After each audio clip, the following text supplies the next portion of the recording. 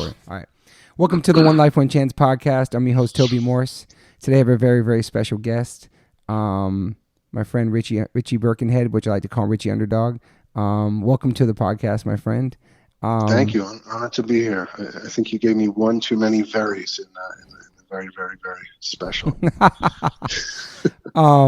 So for those people who don't know about you and your band, basically my podcast is I'm talking to people who have inspired me and been part of my life, especially when I first moved to New York. Were you born in New York? I was born in New York. I grew up mostly in New York City, had short stints in England as a little kid. Oh, nice. We lived in the south part of England on the sort of Sussex-Kent border in East Sussex in a little town called Ticehurst. So that was just for a brief period when I was 6 and 7 years old. Spent my junior high school years in Long Island and from high school onward in Manhattan. Wow, I didn't even know you were in England. That's And actually, in my adulthood, I spent about 6.5 years living in Los Angeles. But that was so that's before I moved here for sure. That's probably 90s, right? Yeah. I moved back. I was there from 96 to 2002. Oh wow. And so how were you in school? Like, did you get good grades? Did you graduate? Did you play sports? I got very high test scores, and I did play sports. My grades were mostly high. There were some of the classes I didn't like. I kind of just said fuck it too. But yeah, I graduated from a prep school in Manhattan called the McBurney School, which ceased to exist shortly thereafter. It was there for about 100 years. It's wow. Actually, J.D. Salinger went there, and he mentions it in Catcher in the Rye. Oh, wow. That's pretty amazing. And the Fonz went there. Ted Koppel went there. Adam Horowitz went there. It was, all that's left of that school is a wiki page. Wow. Unfortunately, it stopped. It was a private school, and once they ran out of funding, somebody managed it into the ground, and sadly, it's no longer there. There's still a little inscription in the concrete on West 63rd Street that says the McBurney School, but yeah, it's gone. That's great. So yeah, I mean, I was decent in school. I actually left college. I was taking classes at both NYU and the New School, and just basically English lit and philosophy and stuff. Nothing that would ever lead to a lucrative career in anything. But then I started playing so many shows that I just took an indefinite leave of absence that's still going. So, yeah, I probably got like 66 credits as a college kid, and then I started playing shows and driving around the country in a van. And, you know yeah, man. So how old were you when you got like exposed to music and stuff? Well, I was exposed to music at a very, very young age. My mother's actually a lyricist in musical theater, but she's also a great pianist and just a very musical person. And my earliest music memories are both sitting under her piano while she played and like listening to Beatles records and Stones records and Pink Floyd records and headphones from like my brother. I had two older brothers, so I'd listen to their music like crazy. And so I got interested in music very early, and even when I was at like sleepaway camp as a kid, we would go to Tanglewood and I'd see like Joan Baez and James Taylor play and things like that. And I started getting into punk in the late 70s, actually when punk started to exist. A friend of my older brother's, a guy named Eddie, he started playing me like the first Clash record and the first Ramones record.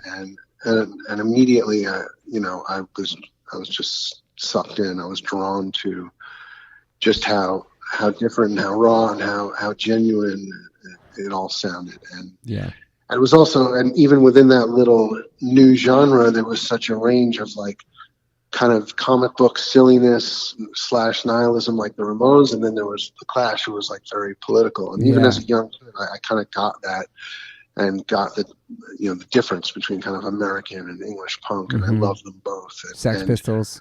Yeah, all of it. And my older brother, who was going to NYU at the time, he started taking me to shows. I saw the Ramones at CB's, when I was way too young to do that, but I did it anyway. Nice. And hardcore kind of followed suit. I was always into a very broad range of music. I never just decided I'd be into one genre and the exception of all others, because I just love music, and I never I never diverted from that, even when I was playing in hardcore bands. I was still listening to everything. But the first time I went to a proper hardcore show, I guess, would be in 1981. Two friends from high school and I went to Max's, Kansas City to see the Bad Brains. Damn. And I think the Beastie Boys were on that bill. It was the winter of '81, if I remember correctly. Wow. And that was the first time I saw real slam dancing that wasn't pogoing. It was like people really colliding with each other, and I thought that was really cool too. Because to get back to your question about did I play sports, I did. I played football, and I actually really dug the contact that was happening at these shows. So, although I hated jocks, I played football. That's crazy. So how old were you then? You going to shows? That's young, right? So okay. So I guess now I'm gonna date myself and let everyone know how ancient I am. It's still good to know that there are a few people in hardcore who are older than I am. Very few, but very few. So I was born in August of 1965. So okay. So I guess if we're talking, if it was winter of '81, I think it was early '81. So there you go. You can do the math. I was like a 16-year-old. I was 16, I guess, 15 or 16. Were you into skateboarding too back then? Was it? Because for me, punk rock and the skateboarding was so connected back then. Yeah, absolutely. It's funny though. Like when I first started going to hardcore shows, I was like a mishmash. I was in a band that was playing kind of psychobilly / rockabilly. So we were like somewhere between Eddie Cochran and the Cramps. I was in a band called the Bel Airs, and we got to play with a lot of really cool people. We opened for the Cramps. We opened for the Gun Club. We played a show with Carl Perkins at the Mud Club, which was amazing. And so I was always I was very precocious as a kid. So even before I even went through puberty, I was going to the Mud Club and hanging around just underground New York culture. So awesome. I was always really, really drawn to it, and it was very different from where I lived. I lived on the Upper West Side. It sounds really silly. It's all on the same island, but you know how different the Lower East Side was from the Upper West Side. And then it was night and day, right? And, so it was so attractive to me as a kid, and I had kind of a fucked up, home situation. So it was also an amazing escape, to get to it felt really special, and hardcore felt that way. It felt totally like this very close family, back then. Yeah, totally. I was talking to just Jimmy Gestapo the other day too, just like kind of a dysfunctional family too at times, but regardless of that, I mean, it was just that community of going to these places and escaping your home life, whether you're single parents or had somebody pass away in your family or something. I'm the younger one too. I have two older brothers like you also, and they're the ones that exposed me to skateboarding and punk rock. But for me, when I went there, it was definitely I don't know. I saw I had father figures in some of the bands I was seeing, and looking up to these people, and just being somewhere I felt safe, even though it didn't look safe from the outside perspective. Looking in, it looked crazy. Mm-hmm. But absolutely. So when did you realize that you wanted to start a band, do a hardcore band like Underdog? When did you? I guess I kind of realized that, the music I was playing while I was having a great time playing this kind of rockabilly music and in that underground scene, I had a lot of rage and a lot of anger and a lot of things I needed to get out. And I didn't think about it in such a methodical way back then, but something was burning inside me. I needed this catharsis of loud, music, and loud, angry music, and physical closeness with an audience, and I just needed to do what the bands who I was seeing at A7 and at Ukrainian Hall and at CBGB's, what they were doing, and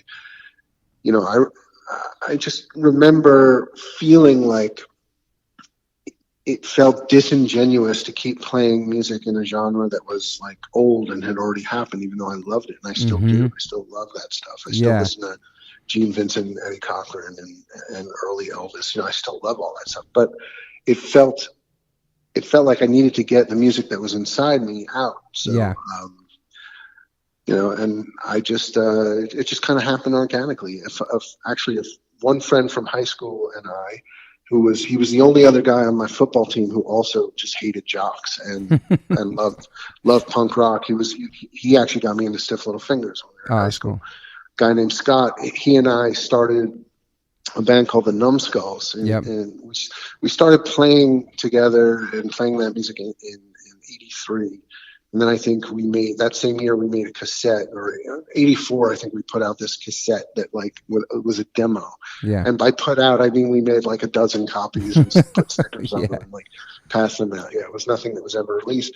And we started playing shows. We had some really fun shows opening for bands, and we would go anywhere and play any show for any. So we got to open for GI, and we played with for some reason, we always ended up on these weird bills. We'd play in like Syracuse with these like Oxnard hardcore bands and stuff. I remember, I'm trying to even remember who we played with. Ill Repute or like Starlight 13 or maybe Ill Repute. And who was the band? Fuck, I'm getting old. Who was the band that had that song, I Hate You? Fuck. I think a lot of bands had that. Let me think. Yeah, I think everyone did. Nick was in. Oh man. Not anyway. Man. But we played a really fun show in '85 before Numbskulls morphed into True Blue. We played a great CB show with the Faction. And, nice. And I was, Steve Caballero was like one of my idols from the time he was like 12 and he beat, I think, Dwayne Peters in a skate contest or something. He was like this child prodigy and Thrasher magazine was put it on newsprint. You couldn't get it in New York except sometimes at Rat Cage. So it was like amazing to go play that show and see Steve Caballero and see the Faction and just I was like starstruck and that's awesome. But so then the Numbskulls morphed into True Blue when Russ was playing in Murphy's Law. Okay.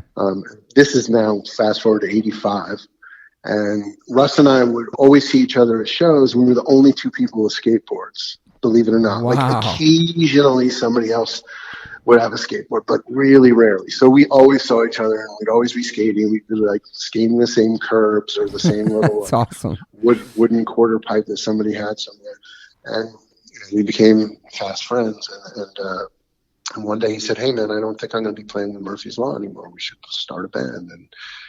And that band became True Blue, and it was like half Numbskulls still, and then it kind of like members dropped out and different members came in, and it became Underdog.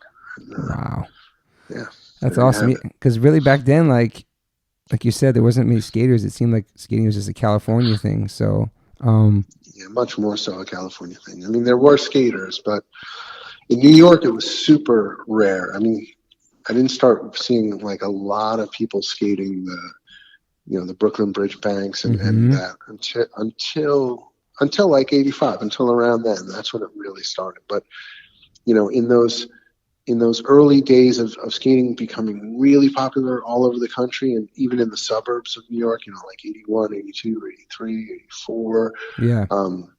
It was still kind of on the fringes in New York City proper. Yeah. So, I mean, there were a lot of skaters. Like Russ lived on the Jersey Shore, and so he had friends that skated, and they skated half pipes.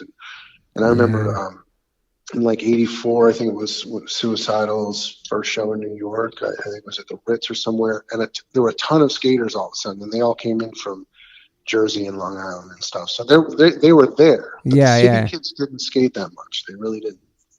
Yeah, that's crazy, man. Yeah, Suicidal, man. Just like growing up in like obviously Thrasher and the Bones Brigade videos and those skate rock cassettes. It was such a good soundtrack, man. It was such a good combo, like to have that I remember like just Yeah. watching those videos, watching like the Youth Brigade song come in on. I think it was, Yeah. Did you want to die? Or those yeah. aggression songs. Yeah. Yeah. I love that shit. So yeah, Still so love it. for Underdog, when you guys came out, obviously out later on with Vanishing Point and stuff like that, like there was more like reggae stuff, and then the imagery of Hmm. like of the famous one, the guy carving in the bowl with the drain, pulling the plug out the drain.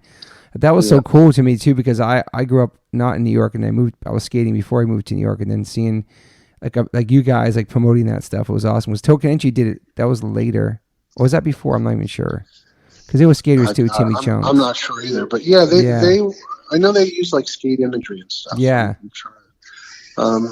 Yeah, that's skating started to really take off. I think in New York around '86, probably like whenever that like second Bones Brigade video came out. That was Yeah. when I started seeing like it because there were. That's the one right where they're skating the Brooklyn Bridge banks. I actually Mm-hmm. saw them. I saw them filming that by accident. No way. I did. I happened upon them. I was in Times Square skating. I was just like skating from like uptown to downtown, which I used to do sometimes. I would skate all the way from the Upper West Side to Washington Square Park or whatever. It's awesome. And I saw like Scott Olson drop off the top of a van or something. And then I saw a bunch of Pal Peralta guys. And I was like, holy shit. And I saw like Lance Mountain skating. And I just like kind of followed them. Oh wow. And then they ended up at the Brooklyn Bridge banks and stuff. I saw them filming here. It was just so surreal because you never saw pro skaters in No. New York City then. Yeah. It was absolutely surreal. It's crazy. Like now, like I'm lucky. I'm friends with some skaters I grew up loving, and like when you look at them magazines or on the videos, you think that they're like these older dudes, but they're really like close to our age. It's crazy. Oh yeah, yeah. Seems so much older. Yeah, Steve Caballero is like my age. It's crazy. Yeah, it's bananas. What was did you have a favorite trick back then? That was way before the ollie, I think, was it? Well, no, people were ollieing for Okay. sure, but I was always partial to frontside grinds, which Oh was yeah. actually an Underdog song. Yeah, man. I don't think we ever recorded, but I always thought that even though it's a simple trick, it's just the gnarliest trick. It's I like love it. you go up and you're basically you've got your back to the ground or the bottom of the pool or the bottom of the ramp, and you just basically putting your trucks on either some concrete or some metal or some Yeah. PVC, and it's just I don't know. It just feels maybe because it feels I agree. the most like you're kind of without doing an air, the most like you're kind of flying because Yeah. you're just kind of looking up and you're it's hands free. You don't. Mm-hmm. I don't know. I always love the frontside grind. I love the frontside laybacks. I love those too, man. Layback grinds. Yeah, it's just. And it's all it's a little scary doing frontside shit. Backside shits. I like backside laybacks. Backside shit always felt safe. I think that's Yeah. why. I think frontside shit felt more rewarding because it was just a little gnarlier. Backside is a little safer. You like see where you're headed. Yeah. It's crazy how far like skateboarding's come too since then. It's insane. Like the Olympics coming up and I look at it now and I'm just like, this is just bananas. But back then, I always liked people who either had really quirky personalities or who just were really stylish. Like nothing against Tony Hawk. I was never a fan of his. Yeah. And he came out kind of later, but I love weirdos like Neil Blender and Lance Mountain. Yes. I don't know. And the people who weren't, like some skaters were kind of just like jock-like, and they always had like the hell, and I just wasn't into those guys as much, who were like athletes. Yeah. I always like the weirdo skate guys. Yeah. And Lance Mountain, Neil Blender, they're like incredible artists too, man. They design a bunch of stuff. Exactly. Yeah. So how I know you're in Youth of Today too. So how did that happen? So you're an Underdog first. So that stuff comes out. Your 7-inch comes out, right? Is the first thing's Underdog 7-inch, or you made a demo first? The first thing that properly was released was the 7-inch in '85 on New Beginning. Yeah. And, but there were tapes floating around before that, cassette, like live cassettes and all kinds of things. There was a few full length sets from CB's Matinees and things. But so the 7-inch came out, and at the same time that I was in Underdog, I remember getting invited to see the first Youth of Today show, which was they were opening for AF at some place outside of the city. But they were opening for AF, and AF was kind of in that I think it was in like the Cause for Alarm era, Mm-hmm. where they were kind of metalish, and so I remember seeing Youth of Today, and immediately I recognized Ray from Violent Children. I had seen Okay. Purcell at a bunch of shows. I'm not sure if I ever saw Young Republicans, but I had seen those guys. So I just started talking to them. I'm like, hey, man. And we hit it off. And I remember, it sounds so funny to be like, it was 1985, but I remember saying to myself, like, wow, this sounds like hardcore sounded back in 82, which was only 3 years before, but it seemed like a lifetime before that. Yeah. And especially because a lot of hardcore bands were starting to sound kind of heavy metal. Yeah, they were. So it was so refreshing to me, and I was like, it was like seeing, SSD and DYS and those bands. Yeah. So I was immediately drawn to the man, and from that day forward, Ray and Purcell and I kind of became inseparable friends anyway. And Awesome. Purcell ended up becoming my roommate when he moved to New York, and so one day it just kind of made sense. I was always hanging out with those guys. Yeah. And Purcell's like, you should play in YOT. I was like, I would love to. Are you kidding me? And I'd love, So I recorded the first album with them, Break Down the Walls. I wrote a couple of parts of a couple of songs, and Drew played on that album, and it was just a bunch of close friends, and that was really awesome. I guess it created some tension with Underdog, and it got to the point where, I remember sitting down with Russ. I was like, dude, I'm gonna probably go on the road with these guys sometimes, and I'd love to go on the road with Underdog sometimes. And I guess, at some point Russ was like, we want to tour at the same time, so I'm gonna ask Carl to sing. And that was a little weird. I wasn't angry, but it was weird to Underdog was like, my baby. I wrote all those songs, so it was like to like see another guy singing words that I wrote felt really strange. Yeah, that would be. And I love Carl. Rest in peace. Carl Eisman did it. Oh shit, I didn't know that. Yeah. Wow. Yeah, so he was so for a good portion, for a good portion of, I guess, 86 going into 87, or maybe it was all within 87. Carl was the singer of Underdog for the live singer of Underdog. He never recorded with them or anything, but while I did the Break Down the Walls tour, Carl toured with Underdog. That's crazy. I didn't even know that. That's wild, man. Yeah. Were you a straight edge kid before you met those guys, or did you get into that later? No. I was actually into it earlier. I came from a family with an alcoholic father. I was always kind of I actually, when I was very young, I'm not one of those guys who never did it. I actually did it really early. I drank when I was 11 years old. Wow. I was going down a bad path, and actually punk rock and even just starting to become aware, even before hardcore, really, starting to become just sort of politically aware and sociologically aware. I realized I don't want to be like the kids in my school who like get drunk and like date rape girls and stuff. I just didn't want to be like that. And I guess I just developed over time. I just developed a kind of disdain for drinking and being around drunk people, and drugs didn't appeal to me. So that kind of happened naturally after I absolutely did do that stuff, and I did abuse it, and I realized it was just the wrong path to go down. So I guess the first time I started kind of identifying with it would be, inspired more by, I think, Minor Threat. I was going to say that, yeah. SSD Control, and DYS and stuff like that. I love those guys, and I loved, went to see all those shows, and it was always, I always felt weird with the labels, and, even though I definitely X'd up and did the whole thing with you today, I've always had this. There's a weird paradox with subcultures that always kind of bothers me, and that is that people get more into the superficial style of it and the labels to the point where than the actual message, right? So they get so a lot of people in that scene started to become very kind of exclusionary and very judgmental, and they look down their noses at people who weren't like them, and I didn't. That always bothered me. It still does. About so it's a weird thing about nonconformist movements. They develop a lot of like conformity within them, and it's okay to conform to good principles, but I think just when it becomes more about who dances the coolest and who's the hardest, Yeah. who goes off the best on stage, and I start to get like a little. And I did get a little turned off. I have to say the guys in Youth of Today were never ever like that. And Yeah.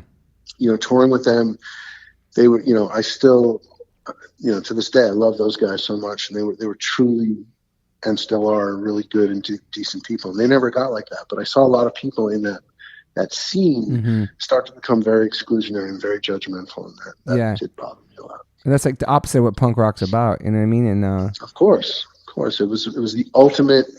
It was punk rock.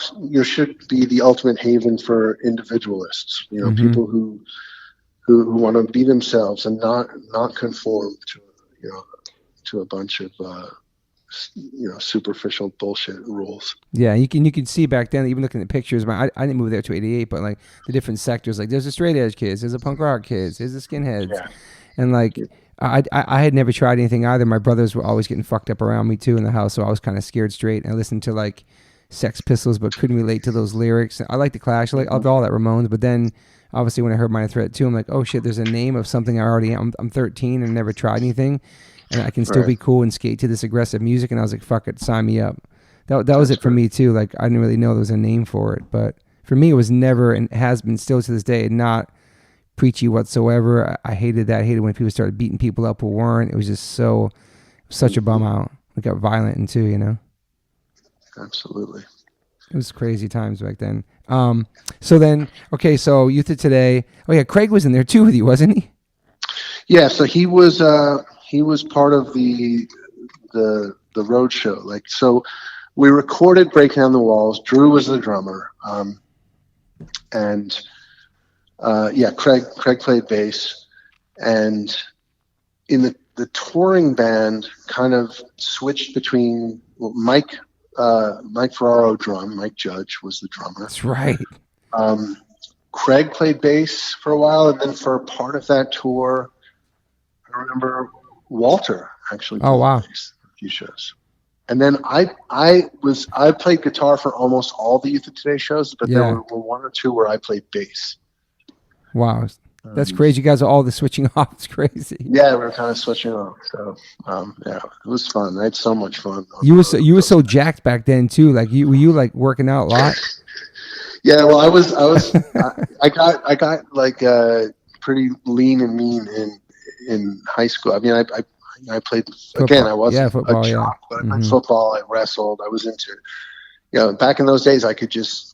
I felt like I was immortal. You looked immortal and shit. You like break a bone, I would heal in like 3. These days, not so much. But yeah. So I was definitely into. Purcell and I used to work out together every single day when it was in Youth of Today. I was definitely into physical fitness. It was all part of just being as alert and as healthy as straight and alert. Yeah, exactly. Did you guys is this a true story then? Since you brought that up, do you guys when you're doing weights, you guys spell out straight edge or something? No, that's not true. Okay. That's not true. But one thing that was I thought that was so hard that was awesome. Go ahead. Yeah, that I like that. That's a good anecdote. I never heard that. That never happened. But I remember once before a show in somewhere like Lawrence, Kansas or somewhere, Purcell and I, we couldn't find a gym that day, so we were doing dips, like bar dips, but like on like 2 tables that we pushed together. Sick. Or something. And some kids walk over and they go, "Are you guys wrestlers?" and I just remember, without missing a beat, Purcell goes, "No, we're Youth of Today." That was like, sick. It reminded me of in rock and roll high school when they go, "We're not students, we're the Ramones." Yeah, it's awesome. It's like that kind of a moment. So at that time of touring with Youth of Today, what did you start feeling like there was? Did you, like just seeing that connection with people, like because for what they were singing about, what that message was, it was such. Nobody was talking about shit like that, especially in that type of music. You know what I mean? Talking about making a change and positive and being drug free and being conscious. You're exactly right. Nobody was talking about that. Like everyone kind of takes that for granted now, and it even became like a parody of itself. But back then, you're absolutely right. Nobody was talking about that shit. I remember, like, the difference was so stark. I remember a show we played in Detroit where actually my Les Paul got stolen and a bunch of other stuff. Damn. But I remember we played with this band Boom and the Legion of Doom, and they were like kicking around a severed deer head on stage. And, Holy shit. And it was like, everyone was just into this nihilistic, like, it was a bunch of people who I guess had missed actual punk, but they wanted something that was just as nihilistic and shocking and shit. Yeah. And shocking. And yeah, it's like kids who like Cutters and shit, Yeah. It was kind of like I kind of felt like we were trying to lure people from the dark side, Totally. Lure them from the empire to join the rebels. Yeah. But yes, it was definitely like that back then. Because Minor Threat had the one song, but it wasn't. It was just Ian who was straight. It's not the whole band. So then Youth of Today gets inspired, and it's the whole band, and everybody's X'd up, and it's just like everybody looks young, and they're like in shape, and it's just so much energy. It's just, I don't know, man. I thought it was just. But also, Minor Threat had ceased to exist at that point. Yeah, totally. Yeah. So there was nothing else around like that. Mm-hmm. I guess at the beginning of Youth of Today, it was still like the end of like SSD, but their last album was How We Rock or whatever. And so that's right. It had all gone away. Yeah. But as we toured Break Down the Walls, there were these little groups, these little factions of straight edge kids everywhere we went. And it's awesome. And it was actually cool that the crowds that would see us were a total melting pot. There would be kids with mohawks and safety pins through their noses and shit, and going off to Youth of Today. So it was amazing. We weren't just like preaching to the converted the way it became a little later on. What's amazing about that was like pre-internet, pre-phones, and like it was just the word was spreading across the country, whether it was through, who knows, fanzines or reviews or whatever. Just how that word spread is incredible to think about now, because it's almost impossible to think about it with phones now, but it's so cool. Yeah, I mean, the world is just a global village now. So that's why there's no regional, anything, I mean, the great, and I'm not trying to say, there's a lot of amazing things about the internet and the fact that we can all like reach each other from anywhere. Blessing and a curse. But it was a cool thing about how things were so regional. So like West Coast hardcore sounded so different from Boston hardcore or New York hardcore, DC hardcore, but in a very natural, organic way. These were insulated regional scenes that developed their own style. So like you could listen to Kids of the Black Hole, and then you could, or then you could listen to Sit Home and Rot, or listen to, Straight Edge or Seeing Red. And they were all so distinct from each other. And what you have post-internet is just basically bands picking which sound they want to emulate. Like, 100%. Do we want to sound like a Victory band, or do we want to sound like a Revelation band? It's true. Do we want to sound like, and that's fine. And everybody has influences, and everyone emulates things that came before them to a certain degree. Yeah. But it was just great. It was great when you had these different regions in the country that developed their own unique styles of hardcore. Yeah, for sure. So the Break Down the Walls record, I'm sure you didn't realize when you were recording how much impact it was going to have on the world. I mean, that record everything about that record is a pure classic, and the lyrics is everything about the message, the packaging, the lyrics, just everything is just, when you live in it and doing it, it's like, oh, I'm just making a record with my friends, it's like. Oh yeah. We had no idea that. Yeah, it was literally just making a record with my friends. I remember we had so much fun making that record. I remember like Ray and Drew going back, because Ray is also a drummer, and he would sit down with, he'd sit at the kit and be like, Drew, what if you did this? And Drew would be like, no, I'm going to do this. And they'd have nicknames for like different drum riffs like that Drew came up with. Like one was called like the chicken wing, and one was, it was just like, that's amazing. It was just so much fun. And we were always joking. I mean, that was such a good time making that record. It would literally, it's so infused with positive energy because it was created in such a positive atmosphere. Yeah. And even to the point where like, how Ray turned We Just Might into Time to Forgive, right? It was like it was like peak positivity when that record was recorded, and it's all real. It's all that emotion is pure and real. There's nothing contrived about it. Some people might consider it corny, but that it was all like really genuine. Like every word of that, every riff. That's awesome. And in the New York scene, there wasn't nothing like that. So did you guys get, not backlash, but was there a weird thing like everybody was kind of versus straight edge kids? Everybody was cool about. No, I think everyone kind of respected each other. I mean, Yeah. I'm sure that people poked fun at Youth of Today, but when it came right down to it, I think people respected that Youth of Today just kind of had the courage to just be this unabashedly positive, anti-nihilism kind of band. But Youth of Today, we as the members of Youth of Today, and I can tell you Ray and Purcell still absolutely loved Murphy's Law and the Cro-Mags and Agnostic Front and the Nihilistics and Major Conflict and the Mob and on and on and on and on. We loved New York hardcore so much, so much. And we and as a band, Youth of Today, even when Ray and Purcell started the band in '85, they knew they were standing on the shoulders of people who came before them. So they never had anything but the highest reverence and appreciation and respect for the so-called godfathers of New York hardcore, and still do. Did you see that documentary? I did. So good, man. Yeah, it was great. I liked very much that it focused on the band as opposed to having a million people from a million different places talk about their idea of the band and their impression. That's how I thought it really distinguished itself from a lot of those. Yeah, it was just a great story and filmed really well too, and everything. Just the relationship, Roger, and it's awesome, man. I was going to tell you. So one thing on a fashion tip that I got from Youth of Today too is when everybody started rocking like the Jordans and shit, because I only seen people wear Jordans was Michael Jordan, and then in the Bones Brigade videos when those dudes started rocking Jordans to skate. But I think Youth of Today was the first band to start rocking like the high Nikes and shit. Yeah, because definitely they definitely were. It's funny because the one thing I'll credit myself with before Youth of Today, and there's two things that I'm going to give myself credit for, and no one will ever convince me otherwise, because I know for a fact till the day I die, I'll swear on the fucking lives of anyone I hold near and dear. I had I was the first person in the scene, in the New York hardcore scene, to wear Vans off the walls when you could like order them from the West Coast only, or order them directly. And I am definitely, absolutely, 100% the first person who had an X swatch.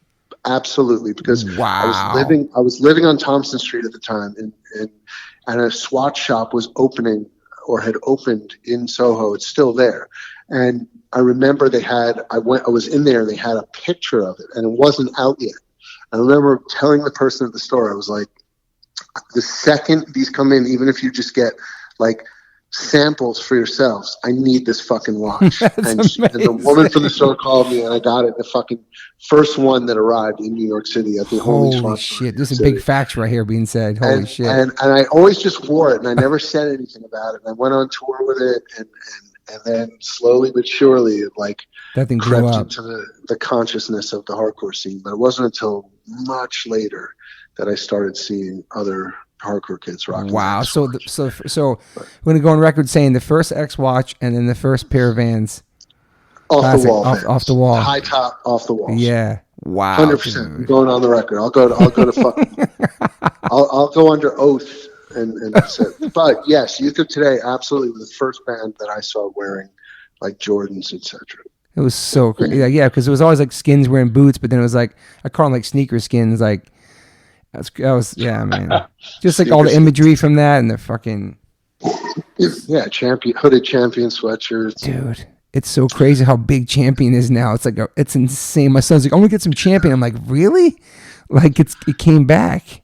It's crazy, man. I always tried to be like a little, like try to do something a little different, probably to my detriment. It's like the same way that like, Underdog wanted to be on like some weird label instead of Rev back then.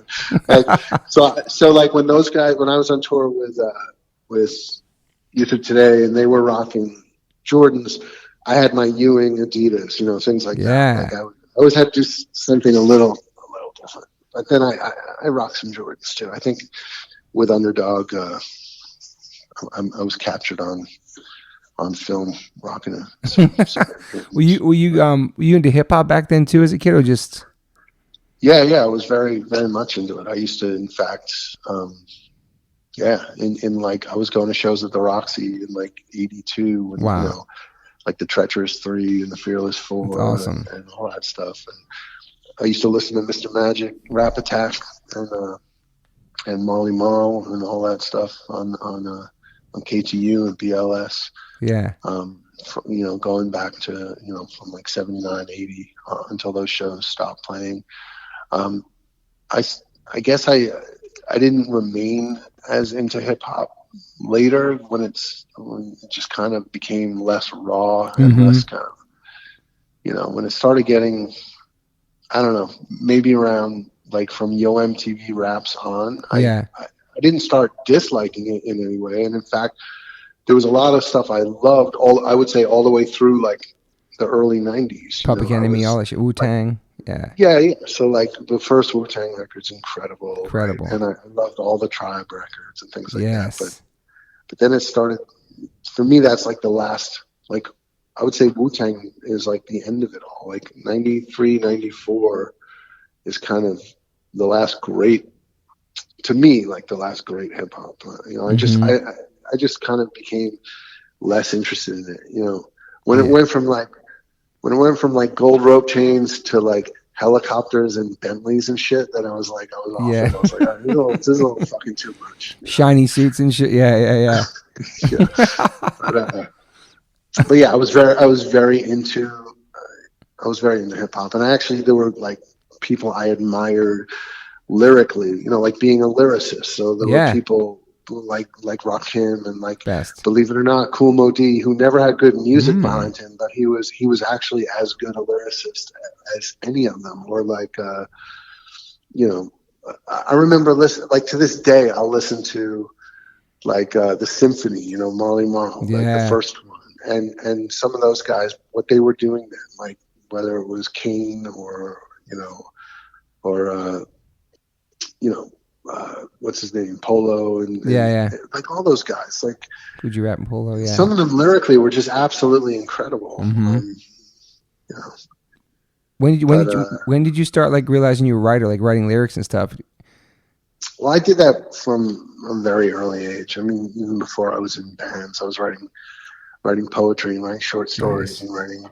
So even when I was in like this rockabilly band that I was in that band when I was 15 years old. I was writing the lyrics for Awesome. like our original songs, and they were like kind of like Cramps, like like I Yeah. remember I had songs like Teenage Bloodbath and like Vampira before I heard the Misfits song. And, Mm-hmm. Yeah. oh no, I'm sorry, mine was called Vampirella. Vampirella. Shit. Yeah, that's right. Mine was called Vampirella. Yeah, so I was writing this like horror themed like psychobilly songs and stuff. And then, but I was always into writing lyrics Yeah. from a very very early age, and lyrics were always really important to me with music. So Mm-hmm. it's why as a kid, I before there was punk, before I was exposed to punk, before it came into existence, literally, I worshiped David Bowie mostly because of his lyrics. Yeah. And, and there were just certain people. I was always drawn to lyrics. It was always a really important aspect of the music for me. Yeah. I mean, I feel like Vanishing Point's a perfect record, lyrically, everything musically. I love that record so much, and I feel like Thank you. So after that Youth of Today tour, you came back. So obviously you went back to Underdog. So what was the time frame in between that and then doing Vanishing Point? I remember. I think there was just a show we were playing at the end of the Break Down the Walls tour. Yeah. I remember feeling inside that I love these guys and I love this music, but I really miss like expressing myself with a microphone and a pad and a pen and like writing words. And I just I remember saying to Ray on stage, I think before the set started, I said, "Ray, I love you. I think this is my last show." And he like gave me a big hug. And during the set, he said, "Hey, everyone, it's Richie's last show." And I think like that night, I had the pad and pen out, and I was just like writing words and just, Wow. and there were other things going on in my life that I just needed to like get out musically. Mm-hmm. And, yeah, so there was really it was a smooth transition. It was like, I was playing in both bands. I went on tour with Youth of Today and kind of temporarily got replaced in Underdog. Yeah. I played my last show with Youth of Today after, we made an album, we toured the album. I played my last show, and I think I was on the phone with Russ the next day. Like, hey man, I miss Underdog, and that was that. It was What just year like, was that? You remember? that was '87. Okay. You know what's amazing about what you just said? You were like, I told him on stage this is my last show, and then he just gave you a shout out about it. And it was just that was it because you were friends. You can't do that now with bands. You have to talk to my manager. I'm lawyers. Like it's like just think about how bands are now. It's like businesses. It's crazy. Exactly. Yeah, you're exactly right. It's wild. He's like, okay, cool. We're friends. I get it. You're gonna do something else. That's awesome. Yep. So then you came back and started writing that record, I guess, right? Yeah. It was. I had some of it. I had already kind of written, just like sitting around with my guitar. Mm-hmm. In fact, like the song "The Vanishing Point" was just like a chunky thing that I would just play on my guitar all the time. It was just in my head, and I was like, one day I'm going to turn that into a song. I'm going to write some words for it, and certain things, or like the reggae riff that became with the song "Without Fear." Yeah, great song, man. I was playing that even while I was in Youth of Today. Whenever I had downtime, I'd just be sitting around my guitar. I'd be playing those little upstrokes and those little minor and major chords, like the little triads that became Without Fear. So there's always like things like that in my head. There's always chord progressions and melodies in my head, and then like I'll want to say something, and I'll either like adapt like a poem that I wrote in my notebook, or I'll just be like, what is this chord progression that's in my head all the time? What is it saying to me? Is it sad? Is it Mm-hmm. filled with angst? Is it angry? Is it this? Is it that? What am I wanting to say right now? And the songs would just kind of form that way in my head. It would start usually with me just sitting around with my guitar, just on downtime, and these things would just, I felt like I pulled these things out of the ether, but they'd be just on repeat in my head. I had this little playlist in my head of chord progressions and things. So, awesome. So The Vanishing Point was probably mostly written musically in my head while I was in Youth of Today. Damn. And then it just turned into sort of like demos, and then turned into an album, just over time. Yeah, man. I remember Back to Back's one of my favorite songs. It's crazy. I'm in my office right now. I'm gonna send you a picture after. I have this collages I made, like 4 different frames. It's all my favorite album covers, and I'm looking at Vanishing Point right now on my wall in my office. That's great. It was so cool to be there too. I got to be at that release party where you guys played with Swizz at the Pyramid. I remember there was a picture in Thrash. I was like, oh my God, I'm in Thrash. I'm standing in the background and shit. You remember I used to make those beaded necklaces? I gave you one. I used to rock my necklace and shit. Yeah, very well. Yeah, awesome. I remember very well. Yeah, the red, green, and gold, and black. Yeah, but that record was so amazing. So what was the reaction to that record when it came out? Because it did have some reggae on there, some more singy stuff. It wasn't just like straight up like, it was different. It's weird. I think I remember with Underdog, and I think I've always done this with every band. I've always found myself in bands that were kind of on the fringes as far as style and music and everything else, because I always had an aversion to like writing songs to like a template, or to try to like fit into a scene, even though I love the scene. So I actually never concerned myself that much with anyone who had a negative reaction, because it was, I love that. me, it was like, life is short. Like I'm not, I'm sorry, but I'm not doing this, like not working toward like a brief that you gave me on how like this should be. So I can tell you that when we played those songs that were inspired by or had parts that were full on reggae, the live reaction was always great. I think people, you could feel it in the room. People loved it. I think they welcomed this like different, obviously we were inspired very much by the Bad Brains. And we also all loved reggae, but I think the way our take on it was very different from the Bad Brains. Totally. Aside from like obvious reasons, and they were definitely had much more, kind of roots in hardcore. I remember even when I saw the Bad Brains in '81, when I think there was only the Pay to Come 7-inch, and it didn't even have like the printed sleeve yet. It was like the first iteration of it. Damn. But I remember they were dressed kind of like rude boys. They didn't have dreads at that point, but they were playing dub, like these long like dub kind of improvised things dub jams, during the live yeah. set. And they would break into like reggae jams, and I think that stuck with me. I think that maybe because that's the first hardcore I ever saw, it always resonated with me, because I always loved. Even back then, as I said, I always loved a lot of music, and I was really into the Studio One label, and I had a lot of the 7-inches and things, so like all this dub music on Studio One. Yeah. For some reason, more so than Trojan. I got into the Trojan stuff later, but I was really into Studio One, and I saw like parts of the songs that Bad Brains were playing really sounded like Studio One dub to me, and I guess I just always loved it. And with Underdog, it just kind of happened organically. I would be writing songs, and then parts of those songs would just turn into little reggae riffs on the guitar. I love that, man. And it just developed. But yeah, the reaction was good, at least live. Yeah. That was great live. Sure. Did you ever feel like you wanted to, was there a point in Underdog where like, I want to do this as a career, or did you always have like, not just a plan B, but were you working jobs in between tours and stuff?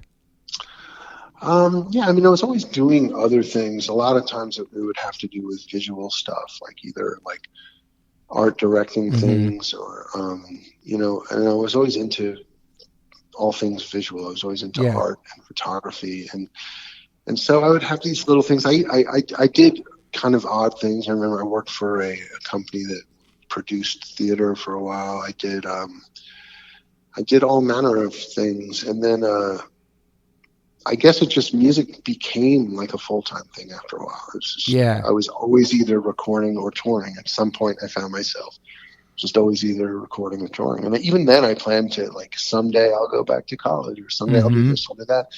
But then sort of during the time I was into another, fast forwarding many years, I was really into, I just kept finding myself doing like creative direction and art direction and like visual things for other people's projects and things. Like, I remember, for a while driving down, when I was living in LA, I would drive down to Revelation 5 days a week and be like an art director there. Oh, wow. I was That's like awesome. in the art department, or like, I remember before I moved out to LA in the sort of early mid 90s, I remember, Adam Horovitz was doing this. He and I were friends. We knew each other in high school, and he was doing this this thing called Die Rollerblader. So this like side project, and I just like botched together some graphics for that, or like cool. I was always wanting to do things visually. So outside of music, it was really visual art that always appealed to me. So any way I could do that as sort of gainful employment or whatever. Yeah. Not that the thing with Ad Rock was pro bono, that was free, but like Revelation stuff, or just art directing people's records. So, and actually what I do for a living now which is creative direction with like a big creative agency. Oh, nice. That has offices around the world, is very, very visual. And I actually find myself, doing things that are still artistically rewarding, and working music into it as much as I can, Yeah. And I still like to make music. I still, whenever, obviously I've got 2 kids and a mortgage and mouths to feed. So, and I don't want to be away from them. So I can't get in a band for 10 out of 12 months. Yeah. And, it must be. You still tour. It's got to be rough, but I'll still do the occasional 4-day tour. Mm-hmm. Yeah. And I never, when I'm home, I never put I never stop making music. Yeah. I play my guitar every day. I sing to my kids. I write songs with my kids. It's amazing. They're taking piano lessons, and they love music. And music is still very much part of my life every single day. Yeah, I remember when you worked at the Pyramid Club too. That was like late '80s, early ¡90s. Some crazy shows there too, man. Yeah, I worked at the Pyramid Club from like '88 to, I don't know, to maybe into the early 80s. Man, that was a crazy spot, man, especially back then, for sure. I did everything there. I did the door. I DJ'd. I booked shows. I actually booked shows there for a while. We did like hardcore matinees. Yeah, it's crazy And shit there. yeah, Into Another, man, your vocals on Into Another totally like to another level. It was incredible to hear, like, I don't know, just you singing like that, because nobody really heard that. I heard some of it in Underdog stuff, but you really pushed yourself and like, yeah, it was very, very awesome, different. man. And that was very deliberately different. A lot of that was Drew and I were like, how can we make a band that's completely, like shock people and probably alienate a million people? We used to laugh about it, and I was like, and I always loved guys like Freddie Mercury and Rob Halford and people who could like sing 3 octaves and Drew and I, when Drew and I, even when we were in Music Today together, we would listen to Queen, Pink Floyd, and T-Rex and awesome. and Judas Priest and like so much stuff that wasn't hardcore. Yeah. We just loved.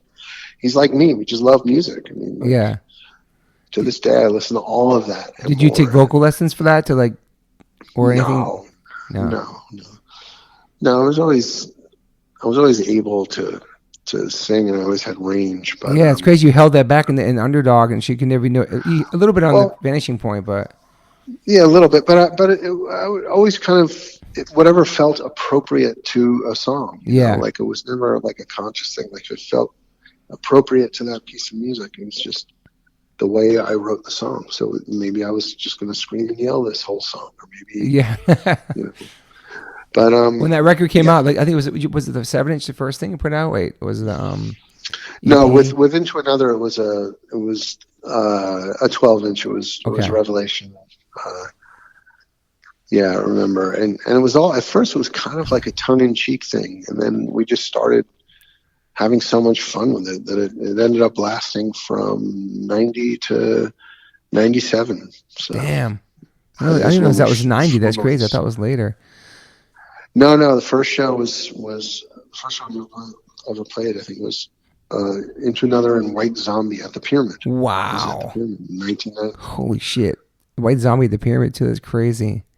Yeah. Then you guys got some great tours. Then you guys were touring a lot, man. You were grinding for Into Another. Yeah, we did. We toured a lot. There was one year I remember where we toured for 10 out of the 12 months of that year. It was just back and forth, Europe and the States, and it was just, But we loved playing live. We never captured on record what we did live or how we sounded live. We were always a better live. Yeah, I agree.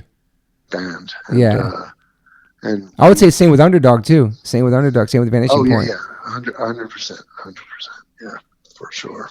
So, damn, man. So Into Another lasted that long. You guys, I think you guys had video. I think you had a video on MTV or a video somewhere. I remember maybe. We did. Yeah. We had a nightmare with our label and everything. We recorded this album. We went on a tour with the Ramones and White Zombie, and sick. The record wasn't in any. The CD wasn't in any stores yet. Like they dropped the ball with distribution. They were like, we were on Hollywood Records. They stopped being distributed by Red, like Sony or no, they stopped being distributed by Polygram, and they were making a new deal. And so not only was our record not in the stores, we went on this tour, we made this video. The label fucked up the audio on the video when they gave it to MTV, so it had this like really low level. The CD, when it was finally in stores, first we were touring in Europe, and it had the right jewel case and artwork, but it had the wrong music on the disc. Like shit like that. Dude. So one of the main reasons the band broke up is we sued our record label, and we were in litigation for a while. And then it just killed the band. That sucks, We were man. in litigation. Yeah. And then I was like depressed for a while. And then like the band formally disbanded. Like we just stopped playing altogether. In 97, we were in London. I was living in London for most of 97. We were recording. We sued our label in that time because we just became so frustrated with them. And then that record never came out. We all just kind of had to go our separate ways and just like do something else to survive. The only thing I did musically between then and 15 years later, making an EP with Into Another called Omens, which we did. I remember that. 2016 or something. The only thing I did was my friend was in a band called Dead Z, so I sang a song with him on an album. Like literally, that's the. What's it called, Dead Z? Yeah, the band was. I Dead remember Z, that. Name, I yeah. sang they did a Sebadoh cover, brand new love, and so I sang with my friend Wow. Elijah, and that was the only thing. That was literally the only recording I did in those years. We super bummed on music and everything industry. We just like Yeah, it was rough it time. was it was a rough time because not only did we sue our label, but until we finally got like a settlement for that lawsuit, I actually wasn't allowed to do anything musically because of the fucking contract, and Damn. it was a nightmare. It's like just like locked in there. Yeah, that's crazy, man. Yep. So when did you come? When did you become a dad? Well, I became a dad in 2008. My daughter Okay. Charlotte was born in December of 2008. My wife Jamie and I have been together for 18 years, married for Wow, that's awesome. 12 and a half years. Amazing. And yeah, I have a 10-year-old daughter named Charlotte and a 6-year-old son named Clive. And Awesome. bought a place in Manhattan in 2012. And yeah, we live Amazing. on the Upper West Side and just doing the dad thing. Yeah, man, it's so crazy like becoming parents and trying to balance. I mean, yeah, I definitely tour less and I definitely take my son with me when I can, and it's hard, man, especially doing music and having a family, trying to keep that balance and leaving and coming home and missing them. Yeah. It's a blessing and a curse for sure. I'm lucky I can still play music, but I like being home too, though. You know, it's like, I don't know. And it's great to have your kids be part of it. Yeah, for sure. For sure. And then Underdog still plays shows, which is awesome. You guys are playing shows. Yeah, You know. I actually do shows with both Underdog and Into Another, so it's great. In fact, we have shows coming up. Oh, you do any shows in Cali or anything, or no? No, nothing booked yet. I mean, we probably should. The last time I played in California was the Rev. Yeah, that was 25. Rev show. That was it. That's awesome. And then one more Both thing bands. too about the obviously the vegetarianism stuff too. You get into that through Youth of Today. Obviously back then, even before We're Not in This Alone, I think they were on that vegetarian tip early, right? Yeah. I was in the band before We're Not in This Alone, but we Ray and Purcell and I all became vegetarians around the same time. I guess around like 85ish. Was that through like the PETA videos and stuff like that, or just because before they got Krishna conscious? For me, too. actually, it's funny you say that. For me, actually, a PETA video was really got me thinking about it, and that's going Me back too. to like 83 or 84. I remember I was on the Upper East Side, and I think there were some people outside of like Hunter or somewhere, and they actually had like a TV and a VCR, and like, you know, Damn. we're playing videos, and there was a video of lambs being slaughtered, and you could hear them screaming, and it had such an impact on me. It gave me fucking nightmares, and Wow. I remember just thinking like, God, I love animals so much, like, why would I eat them, you know? And like, and it just, yeah. So it actually was it was a PETA video from like some activists that were out on the street that got me really thinking about vegetarianism. And then I'd say throughout 1984, I started to really wean myself off of meat. And then, and then in 85, I was like, fuck it. I'm just done. Like, I don't miss it. Like, I'm not going to go back. Yeah. And then I didn't become vegan until 1990. And that was still, that's way early. People didn't know what that fucking word was back then. You know what I mean? Like, no, they didn't. It's funny you say that because people don't realize that now. They don't realize like how weird it is to be able to go into a supermarket in the Midwest and find soy milk and fucking oat milk and shit. It's like crazy, dude. What back then, like in the 80s and even in the late 80s and the early 90s, like I could tell you in the early 90s when I was touring with Into Another. We started going on the road in 91. Soy milk was like finding gold. It was like you could find it in New York, Los Angeles, San Francisco. Like if you were in fucking Des Moines, you didn't find any fucking soy milk. You were eating like avocado toast every day. Like people don't fucking realize that. Finding tofu or fucking seitan, like at the kids have it so fucking easy these days. It's amazing how it's come full circle. Which is great. Yeah, vegan's I like the biggest trend, but it's like the most important trend because it's saving the fucking planet and animals. It's so amazing to see it come full circle. Yeah. And in my heart, besides KRS-One, My Philosophy, and that song Beef, in my heart, I feel like hardcore music was the first and foremost music, or whatever. Okay, the Smiths. Okay, my bad. Meat is Murder. But in that genre, underground was pushing that shit way before anything, and people thought people were crazy. Yeah, yeah. It was really kind of this very outlandish, fringy, like, you know, lunatic fringe idea. And now I love the fact that every single pedestrian outside my office right now knows what plant-based diet is. It's amazing, dude. It's absolutely amazing. Well, and I mean, right now it's like we're staring the next mass extinction in the face if we don't fucking, address global warming. And I agree. One of the biggest contributors is animal agriculture. So it's literally we're now at the point where we know, the scientific community knows, that animal agriculture is untenable. You can't keep doing it. It's horrifying, but in a way it's kind of great that we've reached this tipping point where people know we got to cut this shit out. Like, we can't, like, our grandchildren aren't going to inherit a planet that's habitable if we don't cut it out. It's amazing. So, like, this year, the first time ever was the first plant-based commercial in the Super Bowl for the Beyond Burger with Carl's Jr.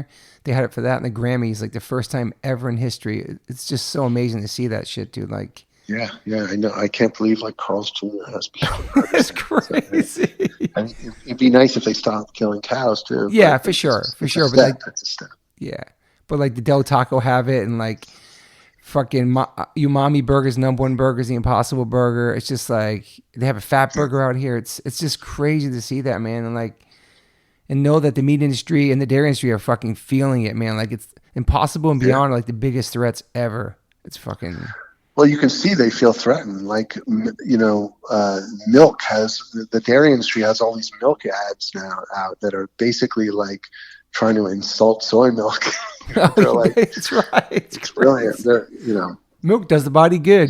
It's so fucked all the shit. You like when you're a kid, you like the 4 food groups, what you're supposed to eat. Yeah, all that shit was created. It was created by the Beef Board and the Dairy Council. Dude. Yeah, it was all money. It was, I mean, it was all, the science was always there. It's not like this is all new. Like, we've always known, zoologically that we're primates, right? And we know what primates eat. Like, we with the exception of some that eat like the occasional termite, like we're not carnivores, we're we have the physiology of herbivores, but I mean, it was always there, but you have big money, like just like how big money keeps us burning fossil fuel. There were people, that were like subscribers to Popular Mechanics were making fucking electric cars in the 50s. They were making cars that could run on hydrogen in the 50s. But you can't, you've got big oil companies bill $50 billion, they net $50 billion every fiscal quarter. They're not giving that shit up anytime soon. Hell no, man. Until they're starting, they've invested, thank God, they've invested hundreds of billions of dollars in alternative energy because they know that that's where everything's going. But they didn't start doing that until they saw profit at the end of that process. So it's crazy, man. Money drives everything, and it does.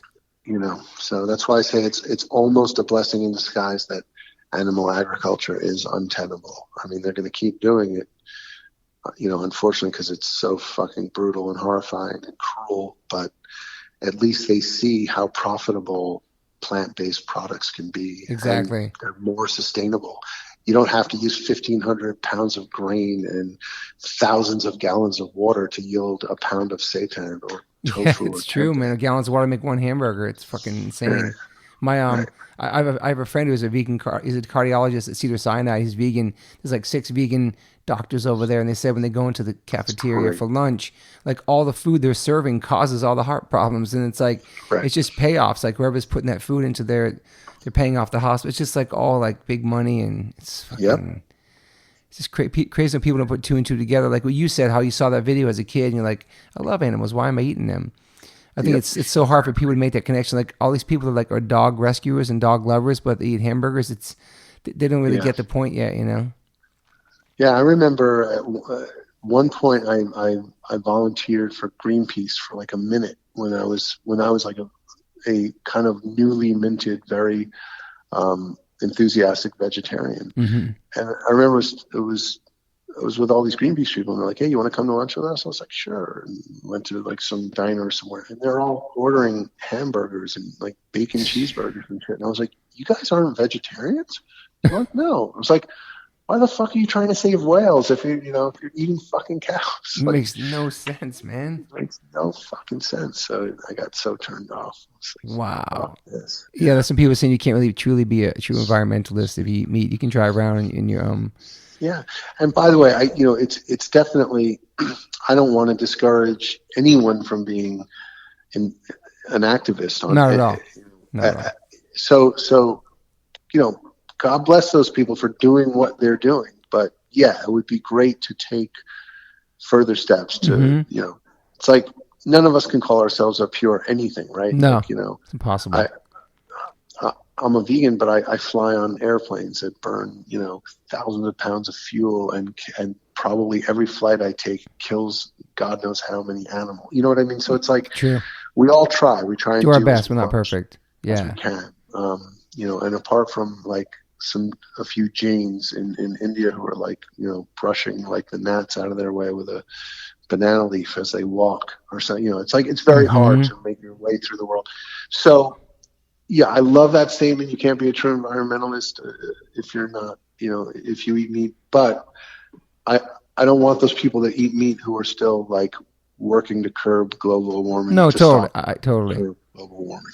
Yeah, it's true. But it's like I go to the dentist and like everything they put in my mouth has been tested on animals, but I'm still going to go to the dentist and get my teeth fixed. Right. I'm still going to take an Uber with leather seats or airplane with leather seats. Like I'm always fighting for that online. It's just like you cannot be a perfect vegan. It's impossible. And vegans can be the worst for vegans, and they can scare people away. I know. Like it's so silly. Like Beyonce and Jay-Z pushing like a vegan catering company. Now they're saying you can win a contest and get free guest lists the rest of their career if you become vegan. And people are like, oh my God, I saw her wearing leather shoes. It's like, yeah, who gives a fuck? At least she's trying. The whole point is that they're trying. Yeah, I hate that shit. It's always much, bad man. with every movement. It's the extremism in any form. It's like all power to you if you're more vegan than I am. But like we're all, if we've all got our eyes on the same prize and we all want just a cleaner, safer world for our kids and sustainable energy and sustainable food, and we want to end cruelty to animals, like all good. Like I'll tell you where you can buy some non-leather shoes. You know what I mean? Totally, I'm not gonna write you off because anyway. No, it's totally true. I mean, there's a bunch of people. This guy named Waka Flocka, he's like a huge rapper. And he went vegan. He was so about it. And then somebody saw him eating honey or something, and they flipped on this dude. And he's like, yo, I ain't vegan no more. You guys are worse than the cops. And like he stopped being vegan. So he was so bummed about it. But it's like, it's so true. Like, I never liked that preachy shit. I call myself teachy, not preachy. I try to like educate people and lead by example and not try to like shun anybody for, at least you're trying is my point. But, exactly. But so here we are now. You're a dad. You had such good success in music, and you inspired so many people, and still doing music. And now so do you feel like a lot of the values that you got from being a hardcore punk rock kid, whether it be straight edge or being vegetarian, just whatever you got, you use that in your everyday life as a parent and a husband, probably? Absolutely. Yeah. All the time. In fact, I just had a little conversation with my daughter walking her to school, because she colored part of her hair or whatever, and and she was telling me about some other kids at school who had done it, and I said, Charlotte, do you feel the need to do what the other kids are doing when it comes to things like that? She's like, no, Daddy. She's like, I actually was the first one who came up with the idea. I was like, okay, good. And I was like, you never have to feel pressured to do what your friends are doing, even the friends that you think are really, really cool. She's like, I know that, Daddy. That's amazing. So yeah, things like individualism, and bending to peer pressure, and and I always teach my kids, like, always side with the kid getting bullied, never side with the bully. I was like, even if it doesn't feel safe, yeah, like, I got you. Like, no matter how unsafe you feel, it's awesome. Always take the side of the kid being bullied. So, like, I've told my kids that since they understood words, like, and that's actually stuff I learned, like, really learned it in earnest in the hardcore scene. Like, the kids in my family, like my siblings and I, we kind of raised ourselves. We had kind of absentee parents. We kind of raised ourselves. So, like, those lessons I kind of learned on my own. And I remember even in the hardcore scene, like, I would always, if I saw anyone getting bullied, or if I saw someone in, at a show trying to hurt people who were smaller than they were, or whatever, I always jumped in, and I always took the side of the kid getting bullied. So that was like a Love that. big deal for me. And look, now we have a fucking bully for a president, so it's still it's a very valuable lesson to learn. Yeah. For kids. And definitely, I would say that, when the whole vegetarianism and veganism thing hit the hardcore scene and it caught on like wildfire, that was hugely inspirational to me, to see, like, that I had all, to realize all these people who are into this music that I'm into and the scene I'm into feel as passionate about this as I do. That really was inspiring to me. And it was happening in that scene long before it was really catching on in the mainstream. 100%. I mean, there were always musicians who were into vegetarianism. And Paul McCartney and George Harrison. That's right. Were Geezer Butler too. Long before we were. I didn't realize Geezer Butler. Like 30 years vegan or something. Yeah.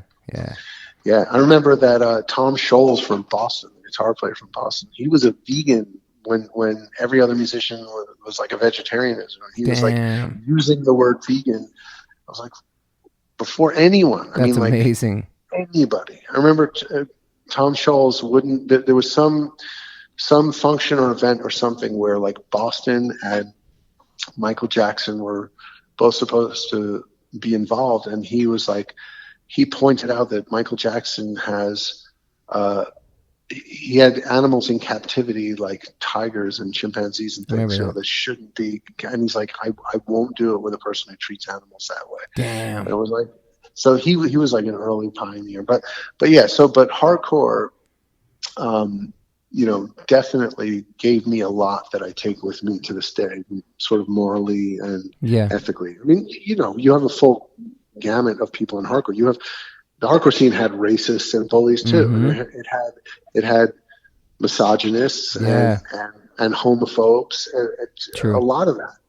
But, like, my crew and my friends and the people that I associated with, I think we all inspired ourselves to be better people, and we all kind of learned moral and ethical lessons that we took with us into our adulthood, and will keep with us till the rest. You inspired me. You inspired me to be one too. So thank you for that.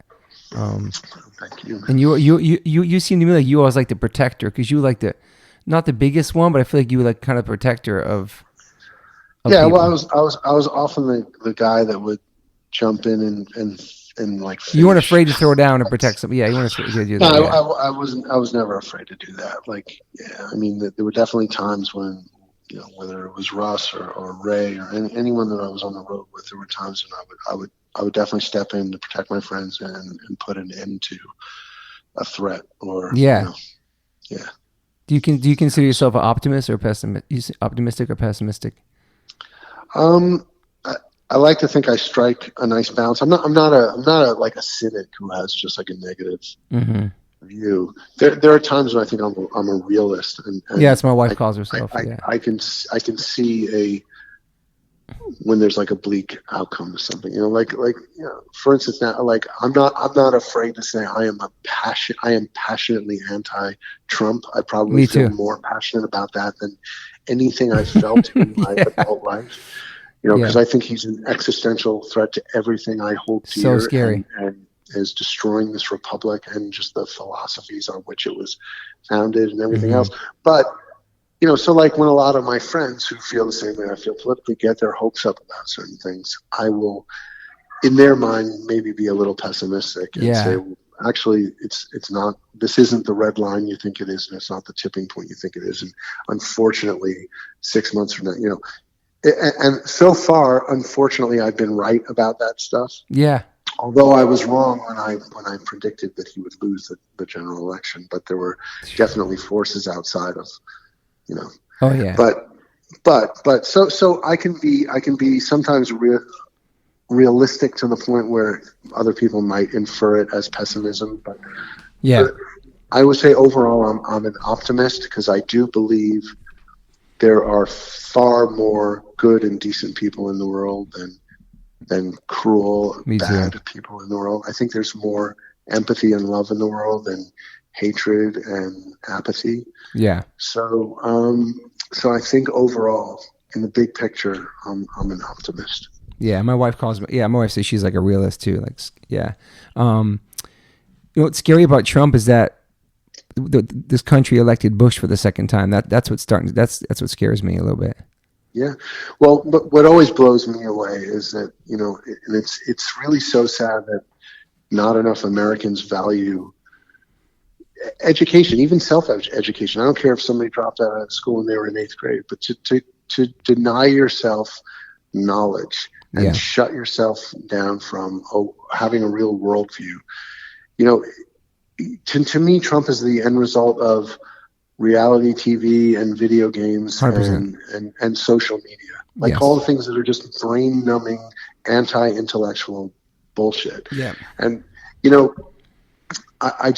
it blows me away that so many people who voted for him voted against their own self-interest. They thought that a guy who grew up with his dad, with a $200 million trust fund from his dad, who's not only never worked an honest day in his life, but has cheated every worker that has ever worked for him, every contractor that's ever worked for him, who started off his career getting sued by the Justice Department for racism, for racial discrimination, and did it twice, and who just has a long history of being a pathological liar, who, to the point where, only people now are realizing the guy was never even actually a fucking billionaire. He's had a lot of money. He's had hundreds of millions of dollars, mostly from his dad. Every business he ever started went bankrupt.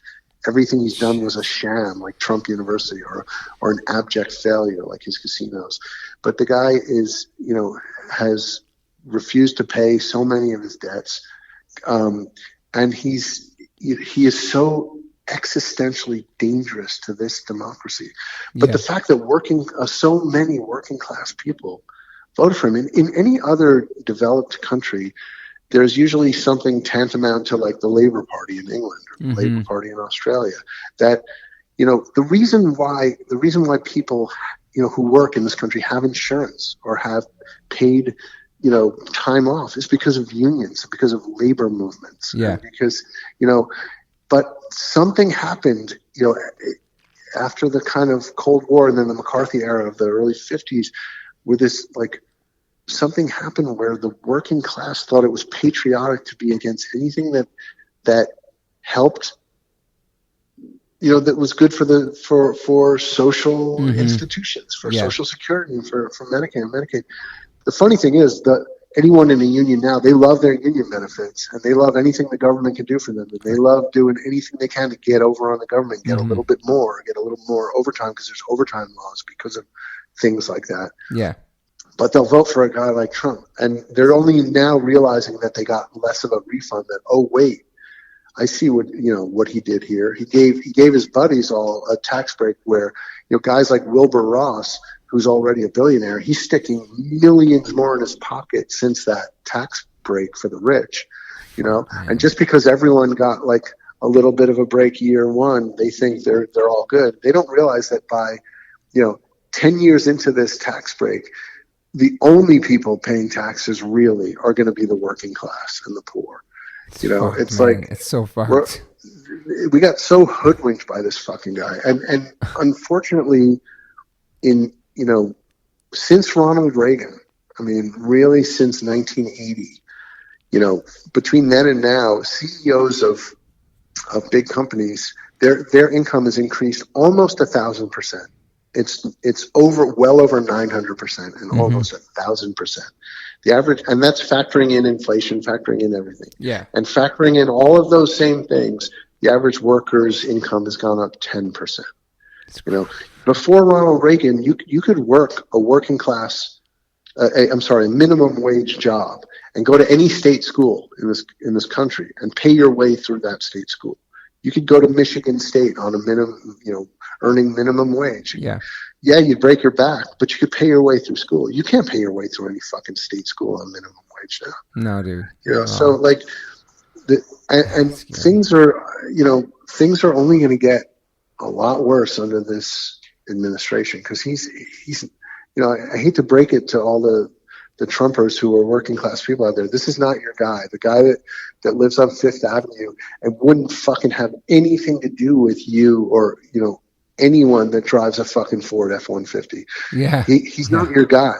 He's not your fucking guy. He's there to make guys like Wilbur Ross rich.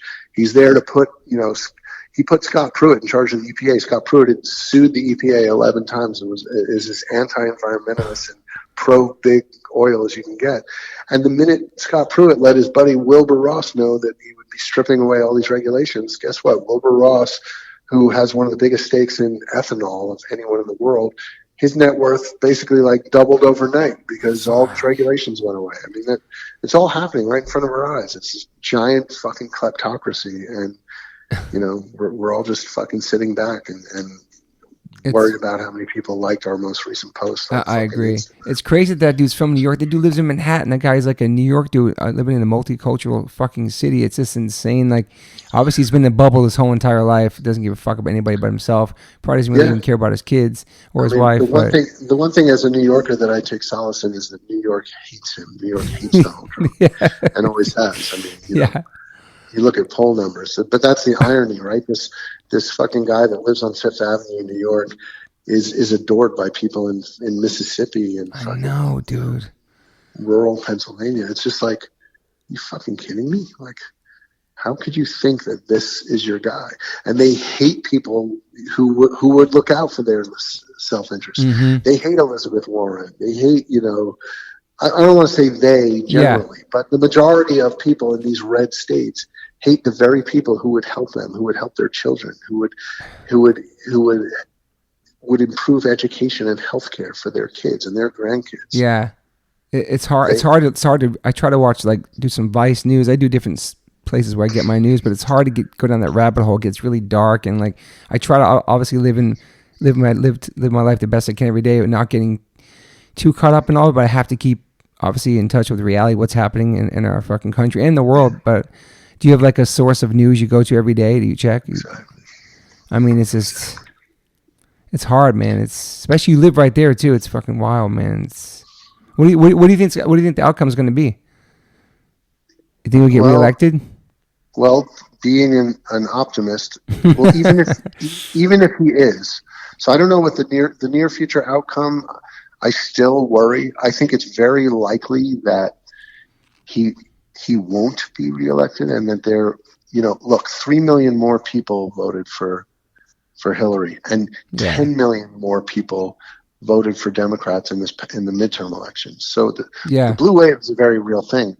It's really sad that the Electoral College exists, because we wouldn't even be having this conversation about Trump. Because the majority of this, try explaining to anyone else in any other democratic nation that you could lose by millions of votes and still win the presidency, right? So it's crazy. So that keeps hope alive for me. But I think like most very wealthy people, he'll never have to truly answer for his sins. It's like, how many billionaires are in jail? How many even millionaires are in jail? Mm-hmm. Very, very, very, very few. Yeah. John DeLorean got caught on tape, making a massive drug deal, and he was acquitted. So it's like, if you're rich, all you got to do is bribe one juror out of 12, and you're good.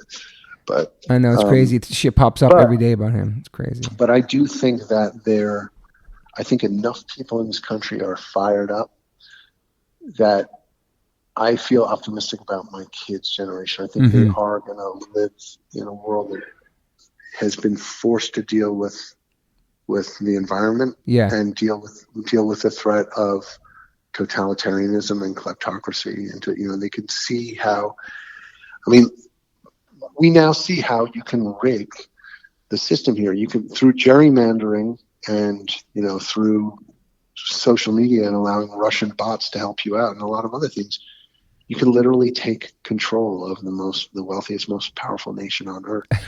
The Republican Party, which is pretty much just a bunch of old white guys like me, through gerrymandering, through disenfranchising people of color and making it almost impossible for them to vote. They managed for a time to have all three branches of government, even though the majority of people in this country didn't want that. So think about that. This is supposed to be a democracy.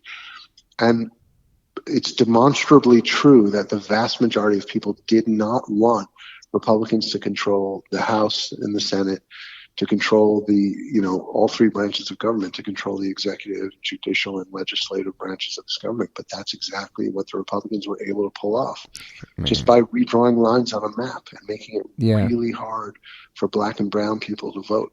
And it's fucking scary, man. It's really scary, man. That shouldn't be possible in a democracy. And so, but I think that the fact that all this stuff's been exposed, and the fact that we've got a bunch of young people in the House and the Senate, and more so in the House now, but there will be more in the Senate, and hopefully in 2020 we'll have a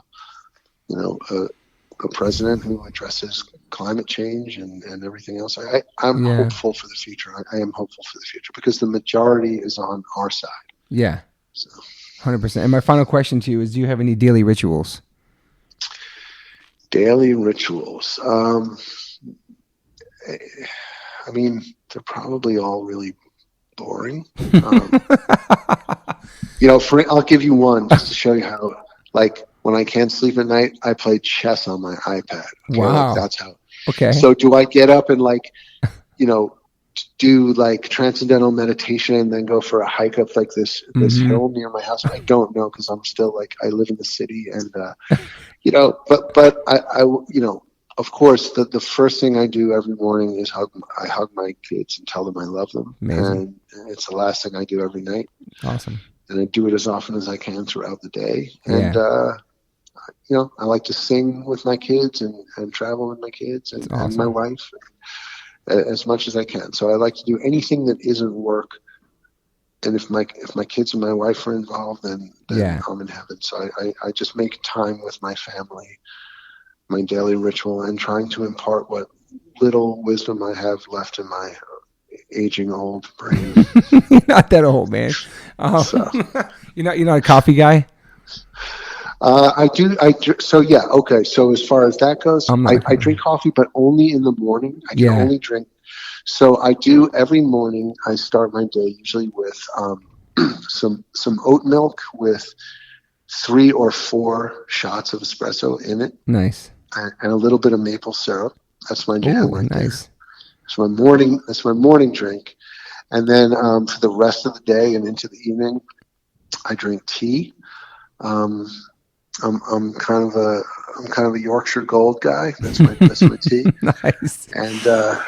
And again, a little bit of maple syrup and either oat milk or soy milk in my tea. Is maple syrup good for you, isn't it? I think it is, right? Yeah.